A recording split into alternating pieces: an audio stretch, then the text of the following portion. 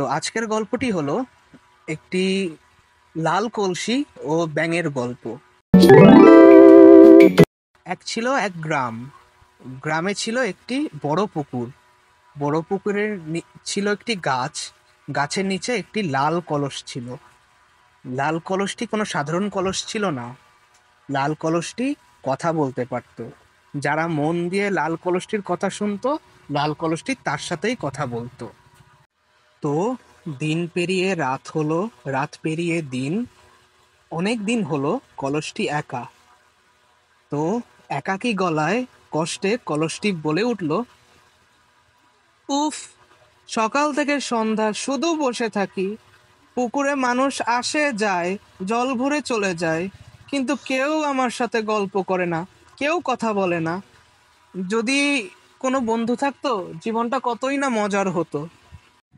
তো এক দুপুরে কলসটি একা থাকতে থাকতে ক্লান্ত হয়ে পড়ল। পড়ে সে দেখলো আকাশে মেঘ হয়েছে। তো কলসটি বলে উঠল, আকাশে মেঘ হয়েছে, মনে হচ্ছে যেন বৃষ্টি হবে। যাই, একটি ছোট্ট ঘুম দেই। তো তখন বৃষ্টি হলো। কলসটি ঘুমাচ্ছিল।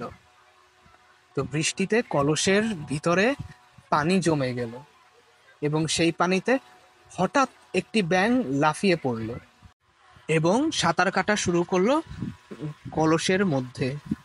কলসের ঘুম ভেঙে গেল। কলস ভয় পেয়ে চিল্লিয়ে বলল, এই, তুমি কে? আমার ভিতর ঢুকলে কেন? কি করছো তুমি? তখন ব্যাঙ হাসতে হাসতে বলল, আরে ভয় পেও না, আমি হুল্লোড়, এই পুকুরেই থাকি। আমি জায়গায় জায়গায় যাই এবং বন্ধু পাতাই, হবে আমার বন্ধু। হুল্লোড় ছিল পুকুরের সব থেকে দুষ্টু ব্যাঙ। যদিও সে দুষ্টু ছিল, কিন্তু কারোর কখনো কোনো ক্ষতি করতো না। তো কলস জিজ্ঞাসা করলো, তুমি কি প্রতিদিন আসবে? হুল্লোড় গম্ভীর ভঙ্গিতে বলল, বন্ধু হতে চাইলে প্রতিদিন তো আসতেই হবে। বন্ধু মানে কি জানো? শুধু হাসে না, তোমার দুঃখেও পাশে থাকে।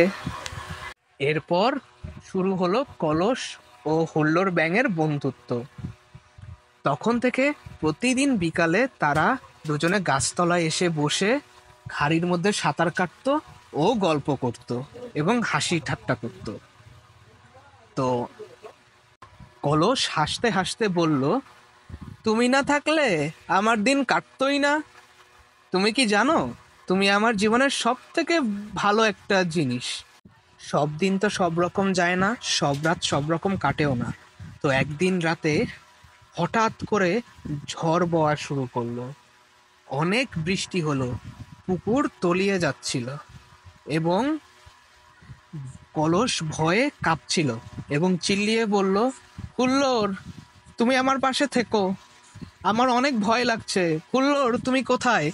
তখন হুল্লোড় ও কণ্ঠটি শুনতে পেয়ে বন্ধুর কাছে জোরে ছুটে আসলো এবং বলল, বন্ধু, তুমি চিন্তা করো না, আমি আছি তোমার পাশে, তুমি ভয় পেও না, এই ঝড় বেশিক্ষণ হবে না গো, আমি জানি।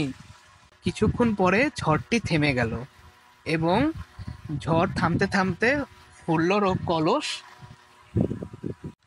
ঝড় থামতে থামতে দুজনে ক্লান্ত হয়ে ঘুমিয়ে গেল। ঘুম থেকে উঠে দেখলো সব কিছু ডুবে গেছে, কিন্তু দুইজন একসাথে। তখন হুল্লোড় কলসকে বলল, তুমি না তুমি না থাকলে বন্ধু, এই পুকুরটা পুরো ফাঁকা ফাঁকা লাগতো। আর কলস বলল, বন্ধু, তুমিও যদি আমার পাশে আজকে না থাকতে, হয়তোবা ভয়ে আজকে আমি মরেই যেতাম। এইভাবে করে দুইজন দুইজনের সাথে বন্ধুত্ব অটুট রাখে ও যুগের পর যুগ এই বন্ধুত্ব সকল জায়গায় প্রকাশ পায় এবং গ্রামের মানুষও এই বন্ধুত্ব নিয়ে কথা বলা শুরু করে এবং কি গ্রামের বাচ্চারাও বলে, মা মা, দেখো, কলস আর ওই ব্যাঙ একসাথে কথা বলছে, গল্প করছে, আমরাও শুনেছি কলসকে কথা বলতে। তখন তার মা বলল, হ্যাঁ বাবা, যখন তুমি কোনো কিছু মন দিয়ে শুনবে, অবশ্যই তুমি শুনতে পাবে। এবং তাদের বন্ধুত্ব আমাদের শিখায় বন্ধুত্বের কোনো জাত হয় না, কোনো বিবাদ হয় না। আর বন্ধুরা, হ্যাঁ, তোমাদেরই বলছি, যদি ভিডিওটি ভালো লাগে অবশ্যই লাইক, কমেন্ট, সাবস্ক্রাইব ও শেয়ার করে দিবেন। ধন্যবাদ। আবার দেখা হবে আরেকটি নতুন গল্প নিয়ে।